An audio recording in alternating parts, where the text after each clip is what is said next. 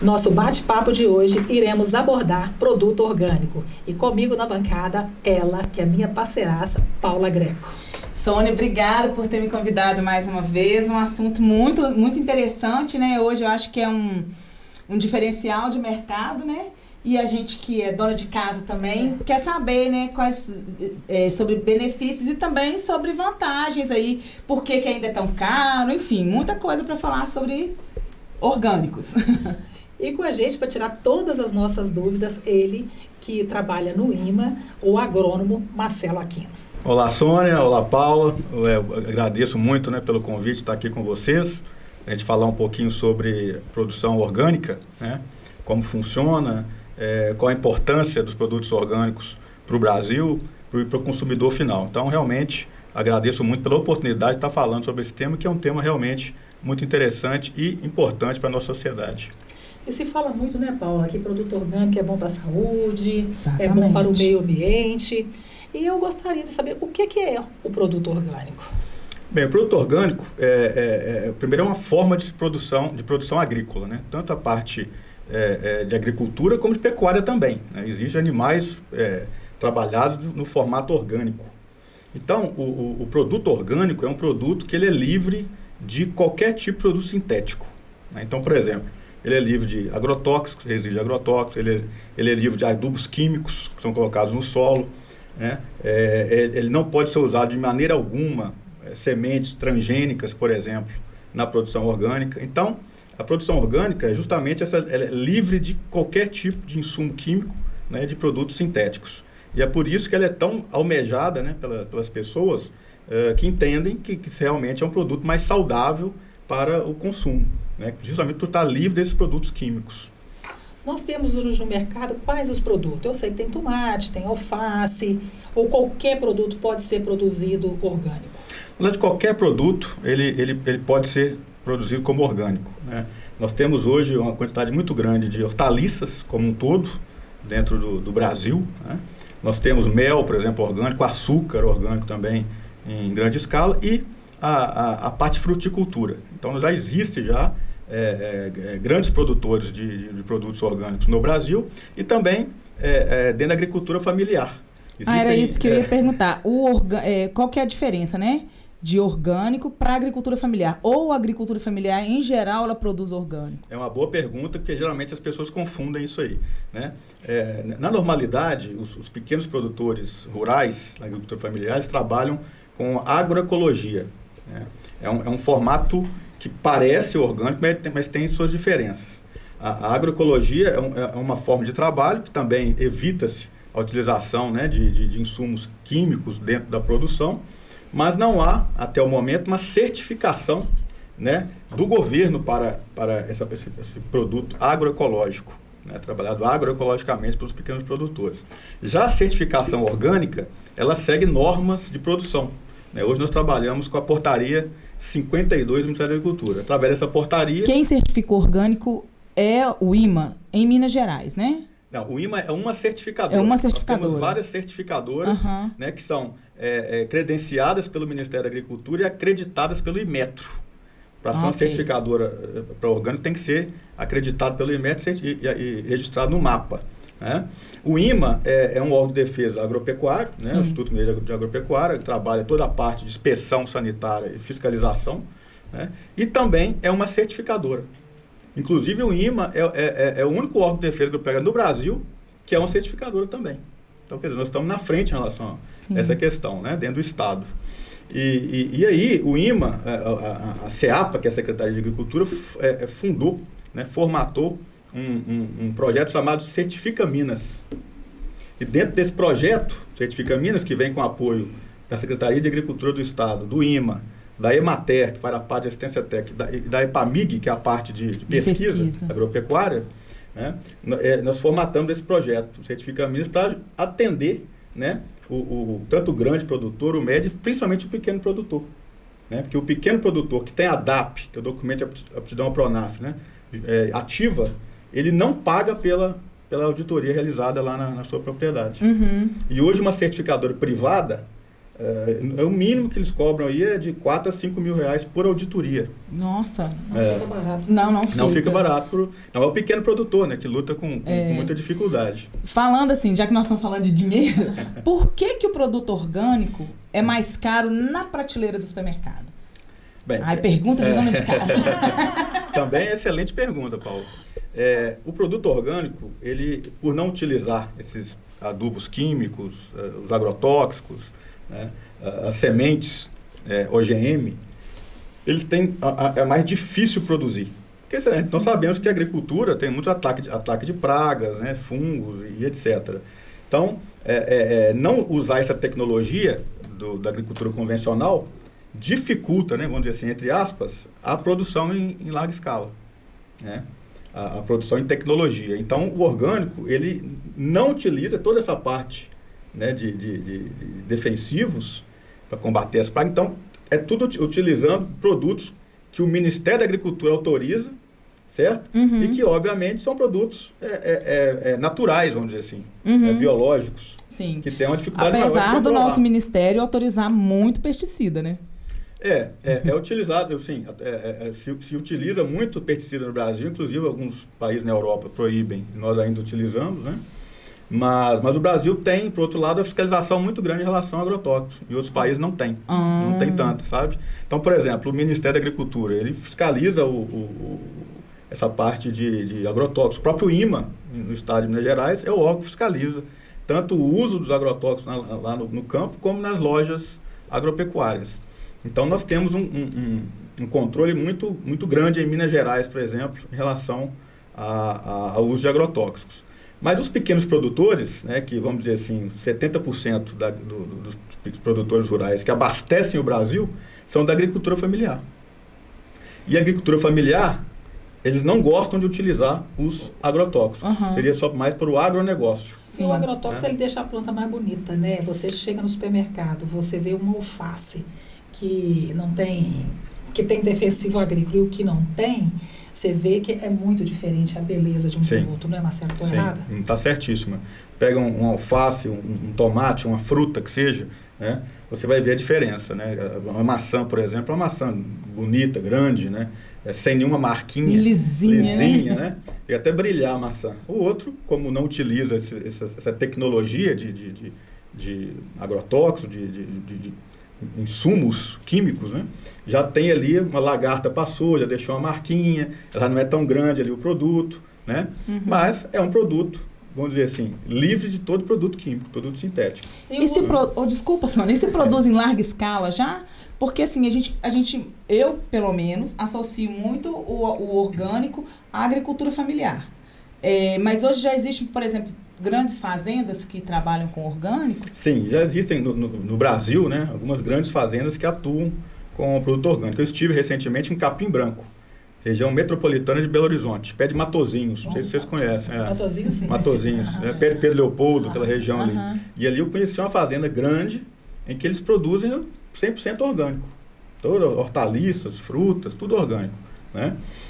E também tem o pequeno produtor que nós visitamos também, atendemos eles e que estão ali trabalhando com agricultura orgânica. Mas é igual eu falei, a agricultura orgânica é um sistema.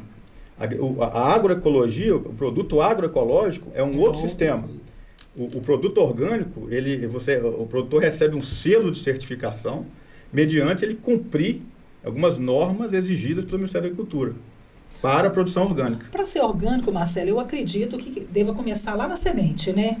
Nós temos semente própria, você vai falar assim, essa semente é para produção orgânica e esse é para não orgânico, tem? Esse é um gargalo. Até então, o Ministério da Agricultura autorizava a aquisição, né, de sementes não oriundas de viveiros registrados no mapa, no Ministério. Certo? Até então, porque aí a certificadora, no caso aqui o IME e a demais certificadoras, iriam avaliar, né? Mas não era exigido, até então, a semente. Né, por essa dificuldade de não ter ainda os viveiros, não temos viveiros ainda registrados. A questão orgânica ainda é muito incipiente, né? Nós estamos ainda começando aí, vamos dizer assim, apesar de ter muitos agricultores já certificados, mas é um trabalho que ainda está, vamos dizer assim, começando, caminhando. Né? Então, um dos gargalos seria essa produção de sementes, na minha visão, como inclusive auditor, que eu audito também, né? Eu trabalho hoje no IMA na gerência de certificação, mas eu também faço as auditorias em campo, então a gente vê esse gargalo. A partir desse ano, o Ministério já estava cobrando 20% das sementes, teria que vir já de viveiros registrados no Ministério. Exato. A partir do ano que vem já aumentaria para 40%, e aí até chegar a 100%. Mas aí também nós vamos ter que ter esses viveiros, né? Teremos que ter viveiros para que os produtores possam comprar as sementes. Então, isso é fundamental. E você acha que isso é uma tendência? Eu acho que é uma tendência, por quê? Porque os últimos monitoramentos aí de consumidores que a gente vê no supermercado em relação ao orgânico, nós tivemos um aumento ano passado de 30% do consumo de produtos orgânicos, né, pelos consumidores. Então, a gente sabe que se o consumidor procura, gera, né, uma demanda, e aí começa-se as solicitações, né, e tudo mais, junto ao governo. Marcelo, o manejo do solo. Você não pode usar os defensivos. Então, a gente sabe, né, que tem os fungos, as bactérias, né, que elas vão ali para degradar e reciclar o solo, né? No solo, pode em algum momento jogar algum defensivo ou não? Não.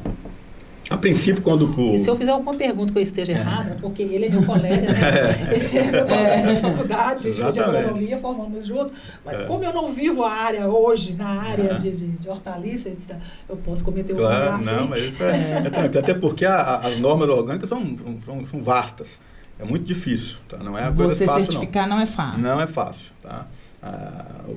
É muito importante, inclusive, que o produtor, a maioria do pequeno produtor, tenha assistência técnica. É interessante, ou da Emater, ou da Prefeitura, mesmo da Secretaria de Agricultura, né, para que oriente o pequeno produtor, principalmente. Né, porque não é uma tarefa fácil. Nós temos normas para poder chegar a um selo orgânico no produto. Né? Então, por exemplo, a questão do solo, que você falou, de usar adubos químicos, etc. Quando a gente chama cliente lá no IMA, né, que é o produtor rural, quando o cliente ele tem interesse em certificar orgânico, a primeira coisa que ele vai fazer é nos mandar um plano de manejo orgânico, que a gente fala, que é um documento falando tudo que ele faz na fazenda. Como é que ele trabalha, o que ele usa na lavoura dele, no pomar, né? Para a gente poder fazer uma análise e depois voltar para ele, seu fulano, isso aqui não pode fazer, isso aqui está errado, tal, para ele poder corrigir a forma de trabalho dele. Né? Então, por exemplo, a pessoa quer iniciar hoje, Sônia, uma produção orgânica de hortaliças ou frutas, vamos ver. Ele tem que deixar o solo, no mínimo, ali 12 meses de conversão. Para que, se houver algum produto químico naquele solo ali, nesses 12 meses aí, ele poder sair, né, do solo. As bactérias exatamente, deixar só o fungo bactéria. E aí ele inicia ali, depois desses 12 meses, a produção orgânica dele. Então, até a opção pela produção orgânica hoje, ela exige um planejamento longo, né? De 12 meses. Se você está falando de hortaliça é uma coisa que você colhe quase que semanalmente, né? Sim. Toda a questão orgânica tem que ser programada realmente. Tem que ter uma parte técnica também. Né? Igual essa parte da conversão do solo, que é antes do plantio, né? Isso é importante para tirar os resíduos químicos que estavam naquele solo, que estavam sendo utilizados no formato convencional. Né? Então, é feito inicialmente esse trabalho de conversão do solo, e aí, obviamente, depois daquilo ali, só pode ser utilizado para a nutrição do solo produtos que a portaria 52 do Ministério da Agricultura permite. Esterco pode? Sim, é feito o esterco bovino, né, ele tem que ser compostado. Tudo que é colocado no solo tem que ser compostado. São 90 dias de compostagem para poder ir para o solo. Porque se tiver algum resíduo, alguma coisa nesse sentido, na compostagem ele é eliminado. Né? E todo material, vamos supor que eu trabalhe com produção orgânica, e eu compro de você o esterco bovino. Então eu tenho que ter toda nota de compra para poder a certificadora saber de onde está vindo esse material. Tem um pedigree aí, né? Tem todo o processo de rastreabilidade, né? Então, análise de água, a água tem que ser uma água livre de coliformes fecais, totais, né? Tem uma série de situações, tanto para a produção primária vegetal, que a gente fala aqui, que é justamente ali as folhosas, as frutas, as hortaliças, como para parte agroindustrial. Então, por exemplo, a pessoa tem uma farinheira, né? Ou a pessoa tem, o cliente ali, o produtor rural, tem uma produção de mel, etc. Se é uma agroindústria, ele também pode certificar junto ao IMA. Qualquer tipo de solo pode, porque tem a questão do pH do solo. Uhum. Aí, se não tiver no pH adequado, ele tem que chegar no pH adequado. E aí? Não, para a certificação orgânica como um todo pode, não tem problema, né? É óbvio que os agrônomos, né, os técnicos de campo, vão orientar o produtor a fazer uma adubação do solo, porque, né, o próprio produtor perde com isso, né? Se ele não adubar o solo e o solo estiver necessitando ali de um fósforo, né, de NPK, né, nitrogênio, fósforo, potássio, que seja, o micronutriente, é necessário, então, que ele faça essa adubação, obviamente, com o que a portaria do MAPA determina, 52. Né? Agora, não é uma coisa assim que é necessária para a certificação. Né? É necessário para produzir-se mais. Né? Mas para o selo de certificação, não. O que é extremamente necessário é não ter produtos químicos, produtos sintéticos na produção. Aí sempre, geralmente, tem a época de produção. Já que é uma coisa completamente diferente, exige uma temperatura adequada, um clima adequado para o plantio, porque os outros produtos a gente consegue amenizar de alguma forma. E aí, como é que funciona? Não, aí cada produtor, ele já tem ali um perfil. Então, por exemplo, nós temos produtores no norte de Minas que trabalham com cachaça. Então, nós já temos cachaçarias no norte de Minas que são certificadas orgânicas com IMA. Olha. A própria cachaçaria Salinas. O canavial. Canavial. Orgânico. O canavial e a cachaça. E o processo. E o processo de produção da cachaça. De produção também. Os dois são avaliados. Né? Que é a primário vegetal, que é a cana de açúcar, né? E a parte também de produção da fábrica. Uhum. Então, os dois são auditados. Os dois modelos aí. Para o cliente ter uma cachaça. No caso da cachaça, ela é 100% orgânica? Porque das hortaliças até ainda dá para fazer 100%.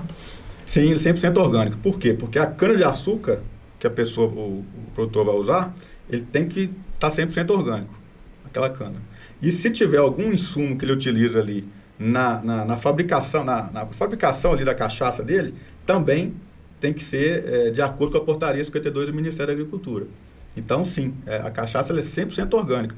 E é até interessante, por exemplo, se o produtor ele tinha ali um alambique, ele tem um alambique e os tonéis de madeira foram utilizados, por exemplo, numa cachaça convencional, ele não pode usar esse tonel de madeira para cachaça orgânica.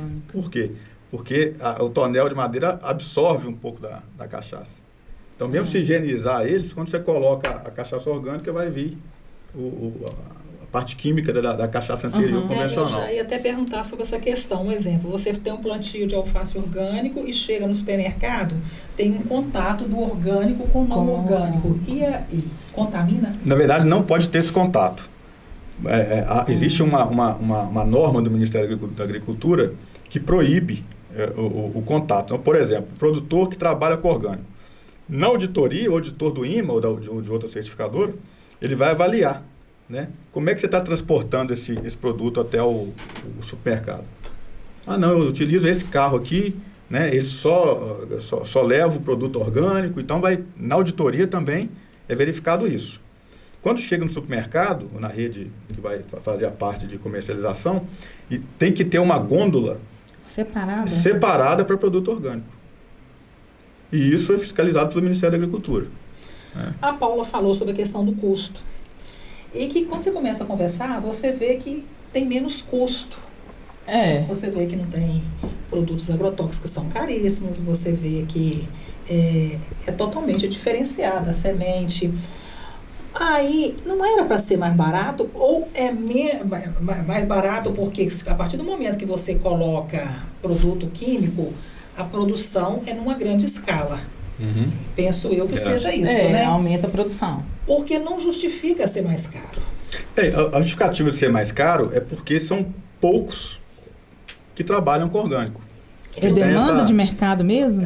Existe a demanda. Demanda não, como é que fala? É oferta mesmo que faz ele ficar caro? É a pouca oferta para uma grande demanda? Sim, exatamente. Né? Se você, por exemplo, Valadares, nós não temos Em nenhum supermercado nosso, produto orgânico, eu não vi ainda. O que eu vi é um mel, é um açúcar. Agora, hortaliças, frutas, com selo de certificação orgânica do CISO, do Ministério da Agricultura, eu não vi ainda. Hidropônico tem. Hidropônico, sim. Mas o hidropônico, ele não precisa ser orgânico. Só fala o que é hidropônico aí, Marcelo, que a gente falou sobre hidropônico, pessoal. O produto hidropônico, ele é produzido fora do solo. Né? Ele utiliza-se água, né, para poder fazer a produção. Obviamente com substâncias, né? E é muito bonito, né? É muito bonito, realmente. É uma tecnologia muito interessante. É possível, inclusive, produzir hidropônico orgânico. Aí você imagina, né? A terra sendo substituída por água. Por água. Crescer ali. Exatamente. E aí é possível também fazer hidropônico orgânico, mas a maioria do hidropônico é convencional. Os produtos convencionais. Mas vamos voltar lá na questão do preço, né? Que a gente está falando que deveria ser a menor. Tem a questão da saúde, né? Que é realmente... Olha, hoje, por exemplo, o orgânico, segundo dados da Emater, 50% hoje a mais no valor. Mínimo. Olha. Um produto orgânico. Por quê? Porque tem pouco no mercado e o consumidor quer. E isso, assim, a gente, né?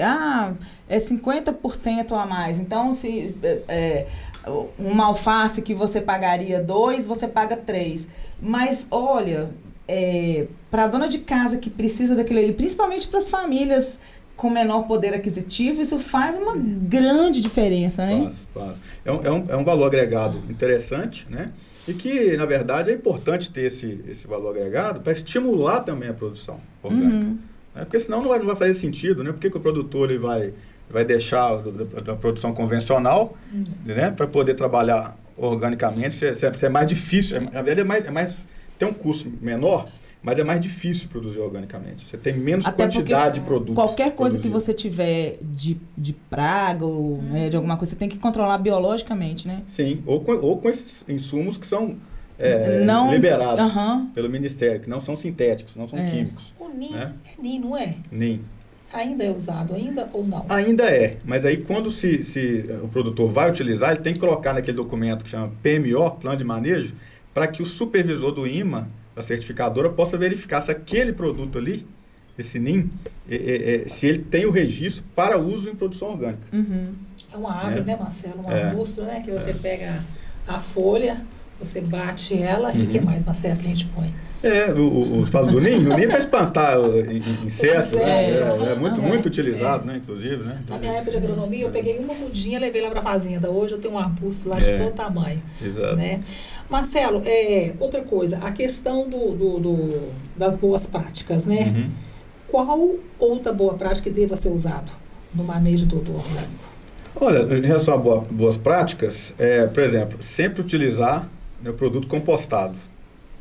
Tem esse que eu te falei, prazo de 90 dias para utilização. Água, sempre com análise da água. A água não tem que ser uma água, principalmente para hortaliças, onde a água vai direto na hortaliça. Pode plantar a mesma, tá dentro do manejo, tá? Das boas práticas. Eu posso plantar uma mesma hortaliça durante todo o ano no mesmo canteiro ou tem que ter a rotatividade? Não, é importante a rotação de cultura.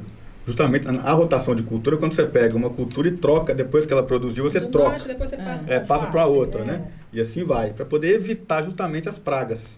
Porque se você mantém ali a mesma cultura naquele espaço, as pragas vão estar atuando ali de forma muito forte. E se você faz essa rotação de cultura, você consegue reduzir o ataque de pragas. Porque cada praga tem uma preferência em uma cultura específica, né? Então, realmente, a rotação de cultura ela é muito usada e recomendada, né, tecnicamente, para a produção orgânica e convencional também. A Paula estava falando sobre a questão dos insetos. Pode ser em área fechada ou tem que ser uma área aberta? Porque numa área aberta, se você usa agrotóxico, dependendo se for uma terra plana em alguma área, é perigoso afetar, né?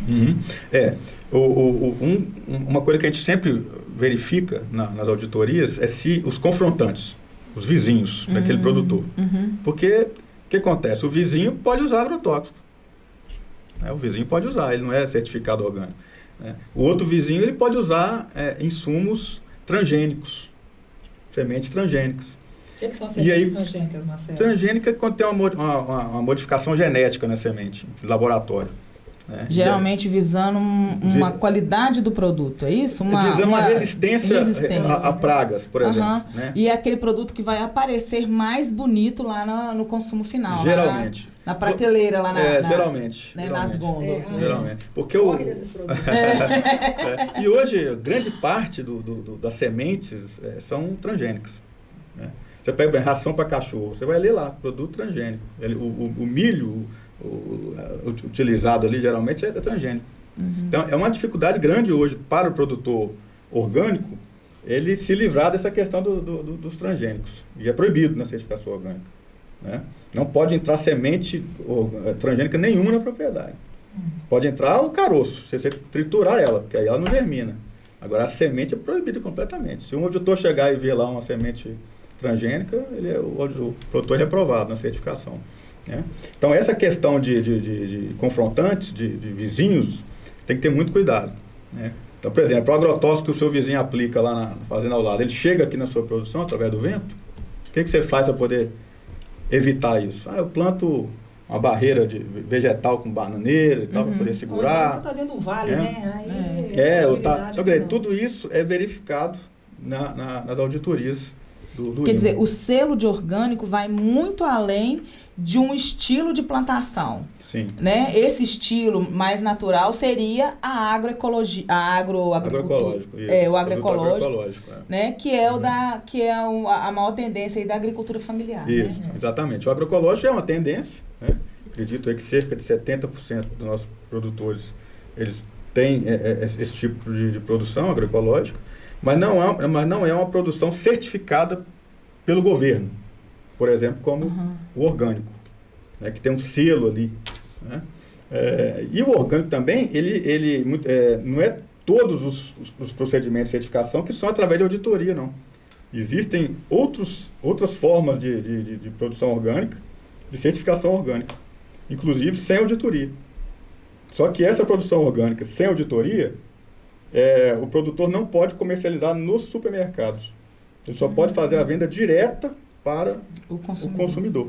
Então, feira livre, né? O cliente lá vai até a fazenda e compra lá, né? Mas não em supermercado. Supermercado somente através de auditoria. Esse sem auditoria, que a gente chama de OCS, que tem muito em feiras, por exemplo, feira livre, aí é uma fiscalização. O Ministério da Agricultura fiscaliza a forma de produção. A forma de produção lá naquele produtor. Né? Mas ele não sofre auditorias, como é o caso do IMA, que o produtor comercializa no supermercado. Marcelo, é visível, a gente percebe nitidamente os benefícios, né, que o orgânico traz para a saúde. Não só para a saúde, mas também para o meio ambiente. Né? Mas já é comprovado isso, que realmente faz diferença o consumo do orgânico? Olha, para a saúde pública, a gente não tem uma comprovação ainda, assim, que determine aquela situação. Olha, se usou o agrotóxico, vai trazer uma doença. Muita gente fala até no próprio câncer, né? Se você consome o resíduo de agrotóxico no alimento, nós estamos então indo para o câncer. Não temos ainda uma decisão em relação a isso. Alguns médicos falam que é provável, outros dizem que não, e aí fica nessa questão. Que é possível. Né?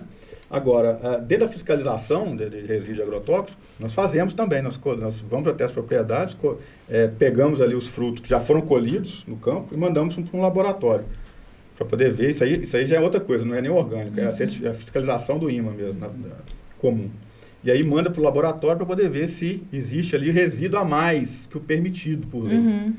Porque existe uma porcentagem de resíduo no alimento de agroquímicos que é permitida. Que seria o que o organismo é capaz de processar. De processar, exatamente, sem que cause um problema para a saúde. Um malefício para a saúde. Exatamente. Então, existe pela Anvisa e pelo Ministério da Saúde essa possibilidade, né, legal. Mas só que quando a gente faz as coletas desses produtos no campo, a gente vai ver. Né? O produtor está respeitando, né, a receita agronômica, que para comprar um agrotóxico tem que ter uma receita agronômica, que é a receita de um engenheiro agrônomo, que vai estipular ali a dosagem do produto, para qual cultura do vai ser remédio do usar. solo, do remédio da planta, né? Então, tudo ali quando vai em uma loja, a loja ela tem um RT, que é um engenheiro agrônomo. E aí o engenheiro agrônomo libera o receituário juntamente com a nota fiscal. Né? E aí o produtor ele tem que formular ali o agrotóxico, a mistura, de acordo com a receita agronômica, para poder atingir essa percentagem aí que a Anvisa permite. Tolera. Tem curso, Marcelo, porque a gente acha que é fácil, né, Paula? Você vê falando assim, você fala assim, nossa, orgânico. Tipo assim, a gente pensa em orgânico, né? Aquela coisa hipster do orgânico. Vou fazer uma hortinha na minha casa e aí eu vou ter uma alface orgânica lá, uma cenourinha orgânica. E não é isso, né? A hortinha na casa da gente não é orgânica, né? Aí depende, né, por exemplo? Depende. Se a pessoa que está fazendo a horta lá, ela tem um conhecimento de produção orgânica, ela consegue fazer, né, para consumo próprio dela ali, né? Então, quer dizer, ela vai usar os produtos autorizados, né? A portaria 52 do Ministério, qualquer pessoa consegue acessar lá no site, é só ter esse interesse em aprender. Acessar é uma coisa inteira, entendeu? Mas é possível, né? É possível. O que ele não pode não ter é a certificação, que é o selo, né, do CISOR, de agricultura orgânica, certificação orgânica no alimento dele. Né? Então, curso mesmo, treinamento mesmo, o produtor não tem. Ele tem que ir nas portarias. Geralmente, assim, o que a gente recomenda ao produtor é que ele busque uma assistência técnica para auxiliá-lo no processo de produção orgânica. Igual eu falei, a Emater, por exemplo, é um parceiro, inclusive está no programa Certifica Minas, junto com o IMA e a EPAMIG, e as próprias secretarias de agricultura, que também tem técnicos lá. Ou mesmo um técnico particular, o produtor. Porque a norma não fala que é obrigatório ter um RT para certificação orgânica de frutas, hortaliças, etc. É obrigatório para a agroindústria. Em alguns casos, por exemplo, a cachaça, por exemplo, você tem que ter um RT. É obrigatório. Agora, para fruta, hortaliça e demais, não é. Para aquela produção primária. Não, né? E isso eu acho que é um dos gargalos. Um dos gargalos, principalmente para o pequeno produtor. Né? Mas se colocar o RT, ele vai ter um custo. Mas se não tem o RT também, o responsável técnico, ele vai ter dificuldade em entender como se processa a questão da certificação. Você falou questão da água. Em região rural, quer dizer, muitas das vezes você tem um riozinho que passa dentro da sua propriedade, ou você tem um poço artesiano. Tem que ser feito análise para ver como é que está essa água? Tem que ser feita, está na norma, né? Tem que ser feita análise de água no mínimo uma vez ao ano e não pode ter ali coliformes fecais e totais. Tem que estar livre de coliformes totais e fecais. Então, isso é uma das exigências ali da norma. Né? Mas na nossa certificação está dando certo, assim, nós não vemos muito problema em relação à água, não, até agora. Então, até porque Minas é privilegiado com essa questão de nascente e água, né? É um exatamente. estado relativamente não vi privilegiado. Em relação à água, análise de água, nós não tivemos. Marcelo, assim, no processo, porque eu acredito que isso daqui a pouco vai ter uma grande demanda. Se houver um erro de um dos processos, os órgãos competentes conseguem detectar? Já tivemos problema, né? Assim, até um grande produtor de orgânico, um dos maiores do Brasil, se não me engano, ele estava fraudando a coisa. E foi descoberto pelo governo federal. Exatamente. Tem alguns anos atrás isso, não é recente, mas tem alguns anos atrás. E o que ele fazia? Ele comprava... caro, porque não era orgânico. Exatamente. O que ele fazia, esse produtor aí? Ele comprava um produto não orgânico, colocava como orgânico no selo, nas embalagens com o selo, e vendia como orgânico. E aí foi descoberto, né, o Ministério da Agricultura agiu, não foi em Minas Gerais, em outro estado, se não me engano. O Ministério agiu e ele teve que pagar pelo preço ali O selo do orgânico é só se ele for 100% orgânico ou pode acontecer de existir um selo, não, aqui é 30% orgânico, 50% orgânico, ou não existe? Olha, para a nossa certificação de auditoria não existe. Ou é ou não é? Ou é ou não é, porque o orgânico é justamente o produto que é livre de agrotóxicos, de produtos sintéticos, como um todo. Okay. Né? Se não é assim, não é orgânico. Se ele tiver moléculas químicas nele ali, ele não é orgânico. Entendeu? Então ele tem que ter. E na certificação, além dessa questão do produto orgânico, que é um produto, vamos dizer assim, livre de produtos sintéticos, o que é interessante também num processo de certificação para o produtor rural? Primeiro, ele vai compreender a importância de preservar o meio ambiente. Porque para nós do IMA, por exemplo, na nossa certificação, o produtor tem que estar com a licença ambiental em dia. Né? Ele vai também compreender a parte da importância ali da parte trabalhista. Para ele ser certificado, ele tem que comprovar. Você tem funcionários? Tem carteira assinada? Como é que é? Tem contrato? EPI. Como é que funciona isso? EPI, tem... Então, quer dizer, a parte trabalhista também é verificada. E a parte administrativa do negócio, do produtor. Então, quer dizer, o senhor está ganhando ou perdendo dinheiro? Tudo aí está incluso no processo de auditoria. Isso é muito interessante, né? Porque o produtor ele vai ver lá a parte de biodiversidade, meio ambiente. Ele vai trabalhar cada vez mais para melhorar esse lado. Ele vai trabalhar cada vez mais vendo a importância de estar legalizado dentro da questão trabalhista, até para evitar depois aí uma fiscalização do Ministério do Trabalho, etc. E a questão administrativa dele, né? Será que eu estou ganhando dinheiro com esse trabalho meu ou eu estou perdendo dinheiro? O produtor tem que ser muito consciente para produzir o orgânico, né? Já que é em pequena escala, não é em tão grande escala. Olha que a fiscalização, igual ele comentou, R$5.000, uma fiscalização. Uma auditoria de uma privada. Então, assim, olha os custos que a pessoa tem e aquela pequena escala, se ela, dependendo do tamanho dela... Nossa, e eu não sei se é uma impressão de consumidora, mas o produto orgânico, ele é mais facilmente perecível. Não, é a mesma coisa. Mesma coisa. Não tem essa talvez porque ele não seja tão bonito. Realmente, assim, aí a gente geralmente ele não é tão bonito. Tá não, isso aí depende muito, é igual o convencional mesmo, depende muito de como o produtor leva esse produto, transporta esse produto lá até o supermercado, como o supermercado também coloca ele lá nas gôndolas, se ele é refrigerado, se não é. Então isso vai depender muito dessa logística, entendeu? Agora, é importante falar que, no caso do IMA, essa certificação orgânica, ela vem como política pública, para ajudar, principalmente, o pequeno produtor. Né? E o médio e grande produtor também, porque eles podem adentrar no programa. Eles têm uma taxa que eles pagam, mas é uma taxa praticamente simbólica, não ganha R$500 e poucos por auditoria. E uma empresa privada, uma certificadora privada, vai cobrar 4 a 5 mil. Então, quer dizer, é simbólico. A gente está falando aqui o tempo inteiro de agricultura orgânica. Já existe uma tendência de pecuária orgânica também? Tipo leite, derivados? Inclusive, nós temos dentro da certificação do IMA, a gente chama escopo. Um escopo para o leite, por exemplo. Né?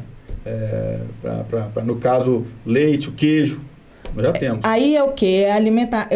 Começa na alimentação do gado e na forma como ele é criado? Forma como é criado, manejado, né? Exatamente. Temos na região? Não. A região de Valadares, nós não temos ainda nem produção orgânica. Quando eu fui... Não percata, não? Orgânica não, tem agroecológico. Agroecológico. Lá na Ilha Brava, né? Valadares temos também agroecológico, mas o orgânico com selo de certificação, não. Ainda não. Né? Quando eu fui secretário de Meio Ambiente e Agricultura da cidade, em 2019, nós tentamos, junto com o governo do André Mello, um trabalho com os produtores para tentar uma mudança de visão em relação à produção da região. Né? Principalmente questão de fruticultura tropical, produção de frutas tropicais.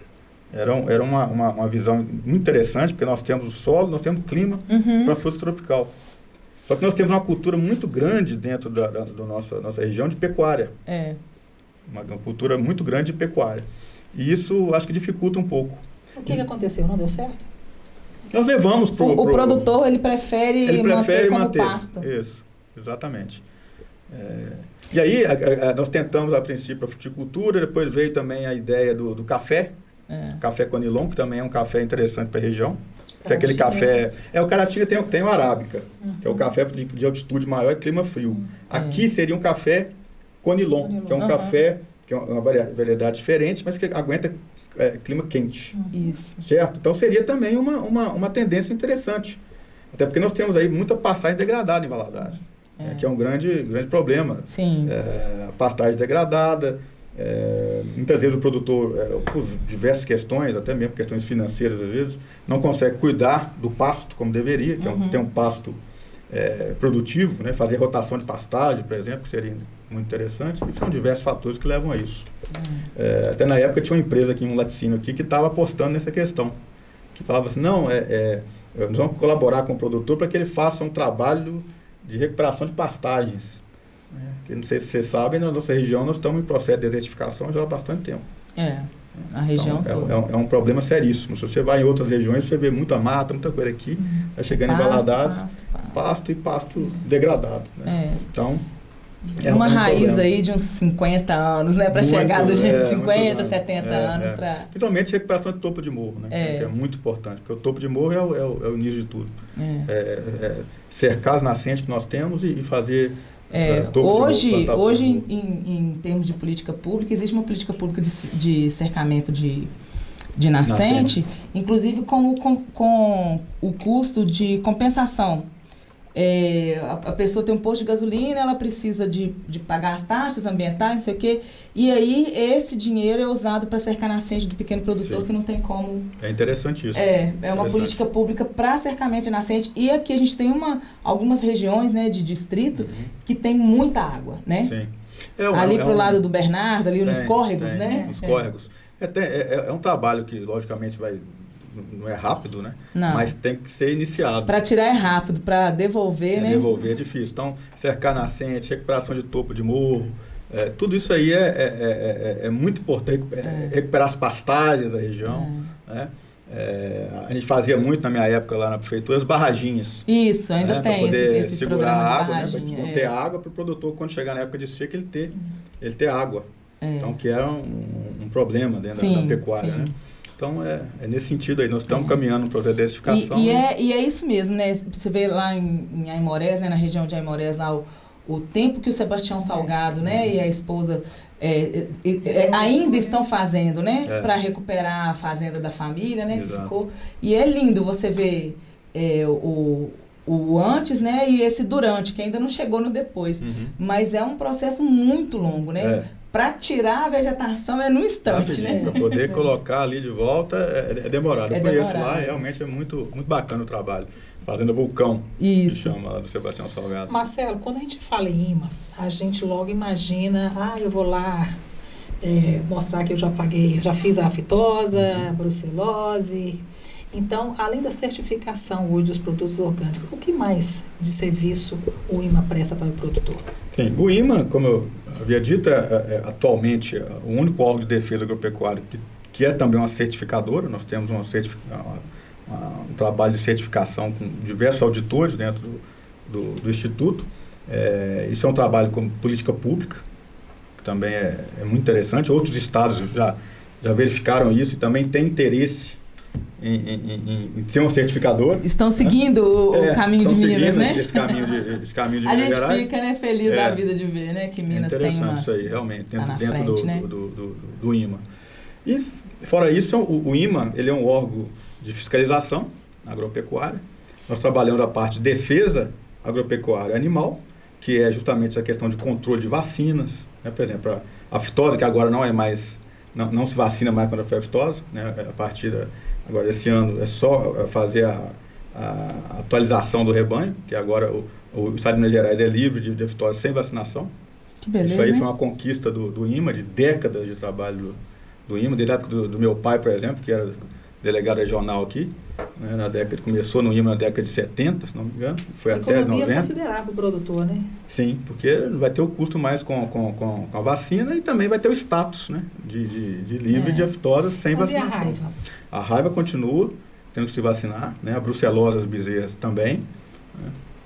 Então, isso aí tudo ainda, essas demais vacinas são controladas. Isso também é um processo de décadas, né? Porque nós estamos em 2023... você sabe que eu tive afitose e peguei com leite contaminado? Quando eu era criança. A brucelose? Não, afitose. Afitose. Eu tive gengivite afitose. Afitose. Por causa da afitose de leite, né? Sim. E isso eu estou falando da década de 70, entregando a idade, né? Mas isso foi, tipo... na época foi meio que um surto de aftose, principalmente com as crianças, porque a forma de contaminação era leite. E foi por causa porque ainda tinha muita aftose no gado, né? Sim, mas nesse caso aqui é a aftosa. É uma doença de grande impacto econômico, que tinha uma obrigatoriedade de vacinar o rebanho. Sim. Entendeu? Então, quer dizer, faziam 2 vacinas anualmente. Para que o gado não tivesse doença. Para que o gado não pudesse, é um vírus, né? Ser contaminado. Isso porque se houvesse uma contaminação, foco, isso aí ia travar, ia barrar o comércio até do Brasil. Se der um foco aqui em qualquer lugar do Brasil, atrapalha o Brasil inteiro. Entendeu? O tamanho é o prejuízo com essa febre aftosa. Mas... Tanto corte quanto leite? Exato, qualquer um. Bovinos e bubalinos. Bois e búfalos. Então, todos eles tinham que ser vacinados, era obrigatório, né? Animais jovens e depois todos os animais. Os bubalinos também não precisa mais? Não. Então, isso é graças ao trabalho do IMA, que isso aí já vem há muitos anos trabalhando com isso aí. Fiscaliza, se não vacinar, né? Vem o auto-infração, então tinha que todo esse trabalho, mas... Assim, graças a Deus nós conseguimos eu acho vencer. Que nem o jeitinho brasileiro não tem, né? Na questão das multas do IMA, né? Não vacinou, não levou. Não tem jeitinho brasileiro, não tem jeitinho mineiro, não tem nada.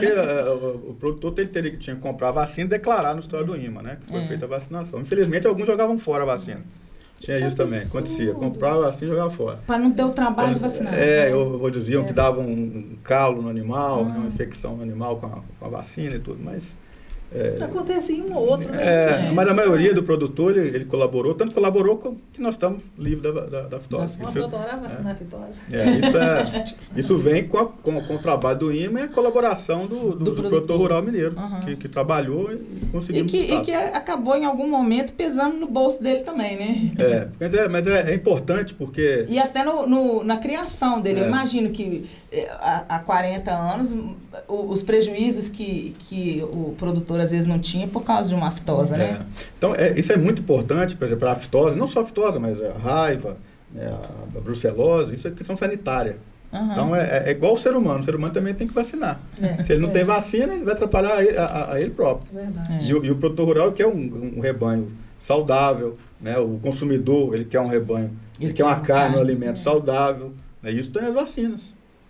As vacinas fazem parte disso. É verdade. Né? Então, essa é a parte de defesa sanitária animal. Né? Nós temos também outras áreas dentro do IMA. Por exemplo, a parte de defesa sanitária vegetal. Aí já é os engenheiros agrônomos que trabalham. Então, por exemplo, qualidade das sementes. Nós fiscalizamos. Qualidade das mudas, né? Que são comercializadas para o produtor rural. Está livre de patógenos, etc. Agrotóxicos.